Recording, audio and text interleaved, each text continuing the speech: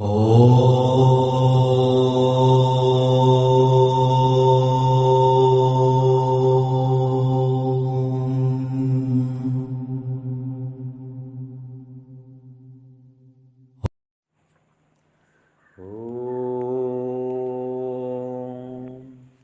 सहनाववतु सहनौ भुनक्तु सह वीर्यं करवावहै तेजस्विनावधीतमस्तु मा विद्विषावहै। ओम शांति शांति शांति। अब हम सांख्य दर्शन का चतुर्थ अध्याय आरंभ करते हैं। जैसे मैंने बताया था कि हम चतुर्थ अध्याय क्यों कर रहे हैं आरंभ, ये सूची कटहा न्याय के आधार पर कर रहे हैं। ठीक है, ये सूची कटहा न्याय क्या है?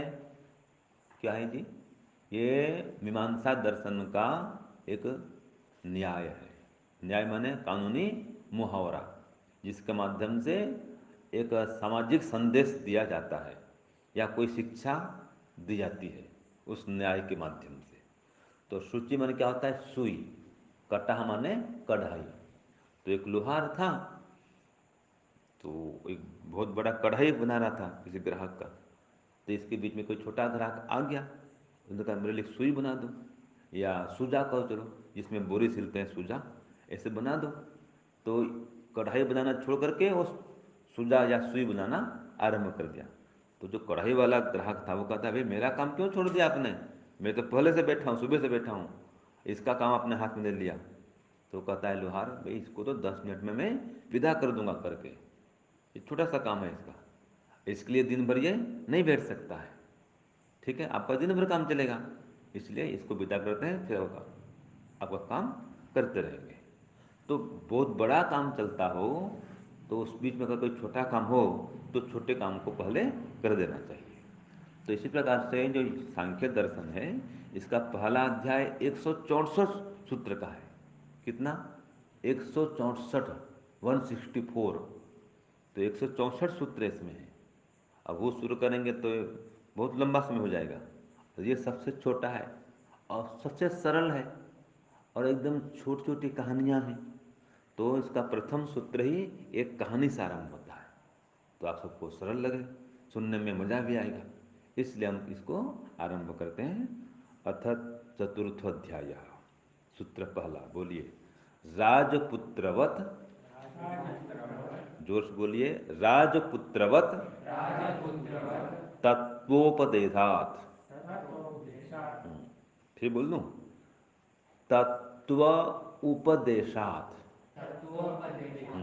इसको अगर संधि करेंगे तो तत्वोपदेशात, ये संधि करने पर। और अगर संधि तोड़ देंगे, संधि विच्छेद करेंगे तो क्या होगा? तत्व उपदेशात। तो राजपुत्रवत तत्व उपदेशात। याद करिए, राजपुत्रवत तत्वोपदेशात। इसका सूत्रार्थ लिखिए।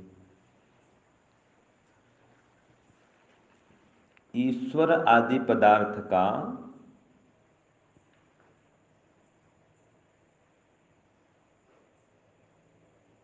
उपदेश करने से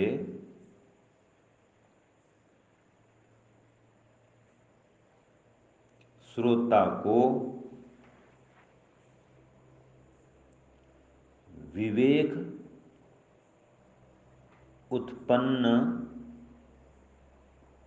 हो जाता है। जैसे जनक राजा को पंचशिख आचार्य के द्वारा,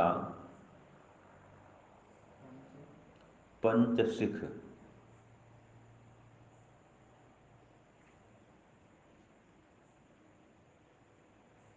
आचार्य के द्वारा उपदेश सुनने से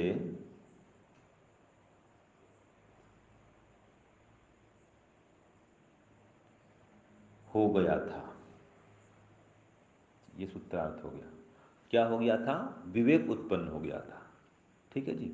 अब इसको बहुवचन में भी बोल सकते हैं कि जनक आदि राजाओं को पंचशिख आदि आचार्यों के उपदेश सुनने से जैसे तत्वज्ञान उत्पन्न हो गया था, वैसे वर्तमान काल में भी अगर कोई ईश्वर आदि पदार्थों का उपदेश सुने, माने ईश्वर, जीव, प्रकृति, इनकी बातें सुने, तो उसको भी तत्वज्ञान हो जाता है, उसको भी विवेक की प्राप्ति हो जाती है। तो इसमें कहा, देखिए जो सूत्र पहला है, इसके पहले अध्याय था तृतीय अध्याय, उसमें ये बात चली थी कि विवेकात निःशेष दुख निवृत्तो कृतकृत्यो न इतरात न इतरात। हाँ जी, हाँ। तो इसके पहले विषय चल रहा था कि पूर्ण विवेक से ही संपूर्ण दुखों की निवृत्ति हो सकती है। विवेका माने विवेक से ही, निःशेष दुख निवृत्तो माने सभी दुखों की निवृत्ति हो जाती है, और इससे कृतकृत्यता होती है, इसके अतिरिक्त और कोई उपाय नहीं है। तो इसलिए विवेक उत्पन्न किया जाए, तो इस बात को अब सूत्र प्रथम में चौथे अध्याय में बता दिया गया है। तो तीसरे अध्याय का जो अंतिम सूत्र था, ये था कि विवेक के बिना सभी दुखों से निवृत्ति नहीं हो सकती है। तो देखिए, इसी बात को वहाँ हम पढ़े थे। कहाँ पर पढ़े थे? योग दर्शन में, विवेक ख्याति रवि प्लवा हानोपाय, कि जो अखंडित विवेक ख्याति है वही हान का उपाय है। हान माने मोक्ष, विवेक ख्याति में ये तत्व जान। ठीक है जी। और कहा अविप्लवा माने अखंडित, जो बीच में टूटे नहीं, जो विवेक बीच में खंडित ना हो, माने वो जो विवेक का ज्ञान है, तत्व ज्ञान है, वो लगातार एक रस जब बना रहता है, तब जाकर के मोक्ष होता है। अभी क्या होता है हम लोगों का, विवेक उत्पन्न होता है, फिर कभी दब जाता है, फिर होता है तत्व ज्ञान, फिर कभी दब जाता है, कोई मिथ्या ज्ञान आ जाता है। और घर संसार में रहते हैं जो लोग, उनको तो बार बार ऐसे चलते रहता है, ध्यान में बैठते हैं, उपासना में बैठते हैं, बस विवेक जागृत हो जाता है। कोई शिविर में गए, कोई आचार्य जी का कि किसी सन्यासी जी का उपदेश सुने, हाँ वाह वाह बहुत बढ़िया बहुत बढ़िया, अब तो हम बहुत आगे बढ़ेंगे, ध्यान में उपासना में गति करेंगे, और विवेक उत्पन्न हो जाता है। ये संसार तो कुछ भी नहीं है, कहाँ हम फंसे हैं माया मोह में। ऐसे उनको भी एक बार मन में जागृति आती है, विवेक जाग जाता है। तो ये जो विवेक है, लगातार यही बना रहना चाहिए, लगातार जीवन भर हर समय यही विवेक बना रहता है, तब जाकर के मोक्ष होता है। तो फिर विवेक होता है, फिर टूट जाता है, फिर होता है, फिर टूट जाता है। तो ये विवेक को उत्पन्न करना आवश्यक है। इसलिए अब आगे सूत्र में उपदेश दिया कि राजपुत्रवत तत्व उपदेशात, कि राजपुत्र के समान, राजपुत्रवत माने राजपुत्र के समान, थोड़ा सा अर्थ है। तो राजपुत्र के समान तत्वोपदेशात, तत्व का उपदेश सुनने से, या तत्व का उपदेश किया जाने से जो श्रोता है उसको विवेक की उत्पत्ति हो जाती है, राजा के पुत्र के समान। यह है राजपुत्रवत। तो वो छोटा सा अर्थ है। राजपुत्रवत माने राजा के पुत्र के समान, तत्वोपदेशात माने तत्व का उपदेश किए जाने से विवेक की प्राप्ति हो जाती है। थोड़ा सा अर्थ हो गया बस। तो अब इसमें देखिए क्या होता है, कहानी क्या है इसमें, कि राजपुत्रगण गुरुकुल में विद्या अध्ययन करते हैं, करते थे। ठीक है जी। और जो गुरु जी हैं, आचार्य जी हैं, वो उपदेश करते हैं। तो जब गुरुकुलों में आचार्यगण विद्यार्थियों को, ब्रह्मचारियों को उपदेश करते हैं, वेद, दर्शन, उपनिषद, इन सब ग्रंथों को पढ़ाते हैं, तो उनके पढ़ाने से उन शिष्यों को क्या होता था, तत्व ज्ञान हो जाता था, या विवेक की प्राप्ति हो जाती थी। तो जैसे कि प्राचीन काल में, अब कहानी शुरू। एक थे जनक राजा, जिनको विदेह कहते हैं, सीता माता के पिताजी, ठीक है जी, पति तो रामचंद्र थे, है ना। तो वो राज्य कार्य में संलग्न होते थे, लेकिन जैसे गुरुकुलों में ब्रह्मचर्य पढ़ते थे ऐसे ये जनक राजा थे, इनकी भी रुचि थी धर्म में। ये अपने राज दरबार में ऐसे विद्वानों को बुलाते थे और सत्संग सुनते थे। तो एक थे आचार्य पंचसिख, तो पंचसिख आचार्य जो हैं उनको उपदेश किया करते थे। तो उनका उपदेश सुनते सुनते उनको विवेक उत्पन्न हो गया जनक राजा को, और फिर वो ये सब घर संसार को छोड़ दिए, वैराग्य हो गया उनको, और ध्यान धारणा समाधि में संलग्न हो गए, और फिर उच्च कोटि के योगी बन गए। तो उनको विदेह कहा जाने लगा, विदेह राज जनक, ठीक है जी।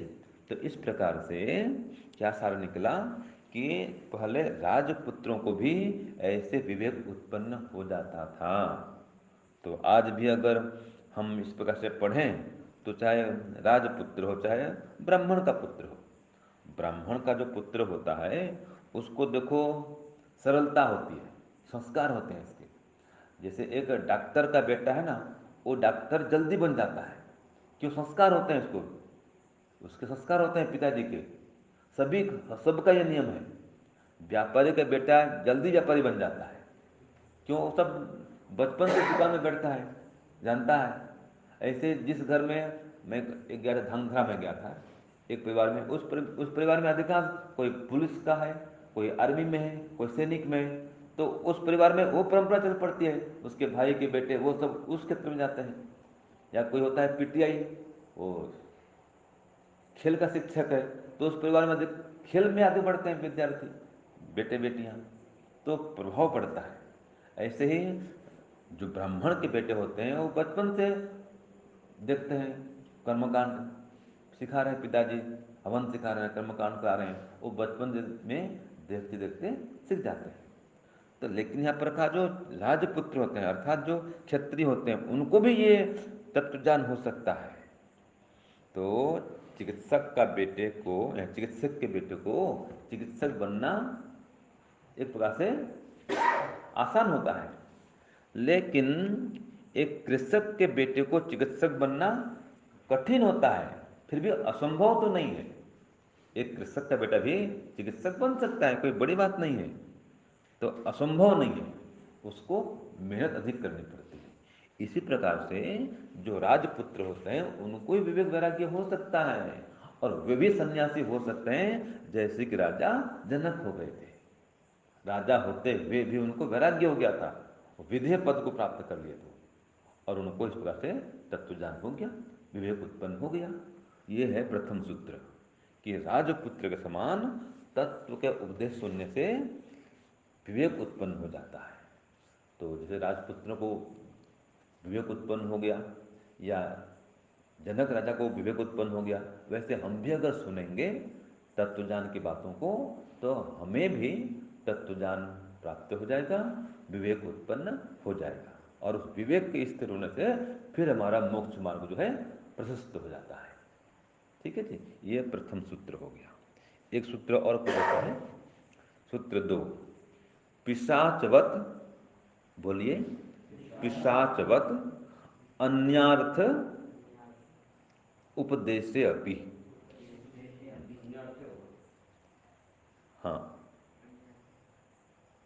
अन्यार्थ उपदेशे, अन्यार्थ है ना, अन्यार्थ अन्य अर्थ उपदेशे अपि। तो क्या होगा सूत्र? पिशाचवत, पिशाच के समान, ठीक है जी, अन्य अर्थ उपदेश भी, या अन्य अर्थ भी हो जाता है। हाँ, अन्य अर्थ, अगर तोड़ेंगे तो अन्य अर्थ हो जाएगा, दूसरे के लिए, अन्य अर्थ दूसरे व्यक्ति के लिए।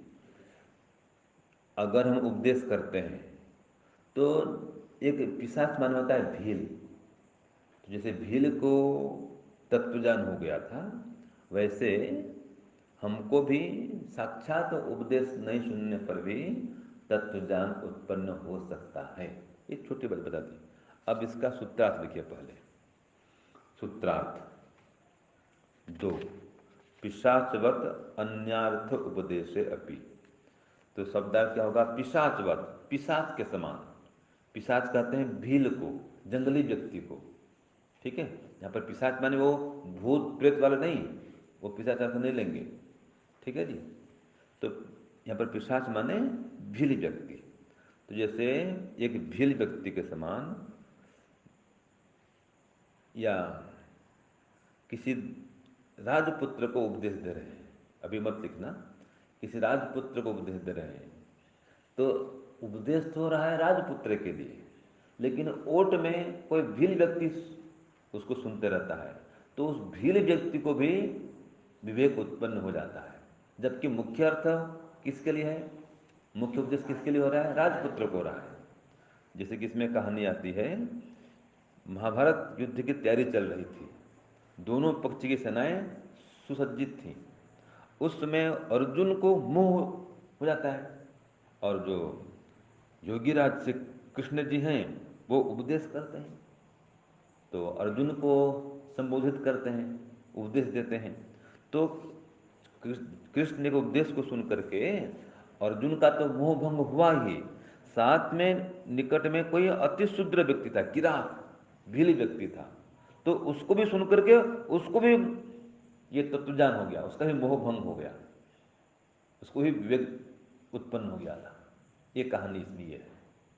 तो एक व्यक्ति को उपदेश देते हैं, तो ओट में कोई और सुनते रहता है छुप करके अथवा दीवार के उस साइड में, तो उसको भी उसको सुनने से, ये उपदेश को सुनने से उसको भी विवेक की प्राप्ति हो सकती है। तो इसका पहले सूत्रार्थ लिख लीजिए। सूत्र 2 अर्थ लिखिए। एक श्रोता को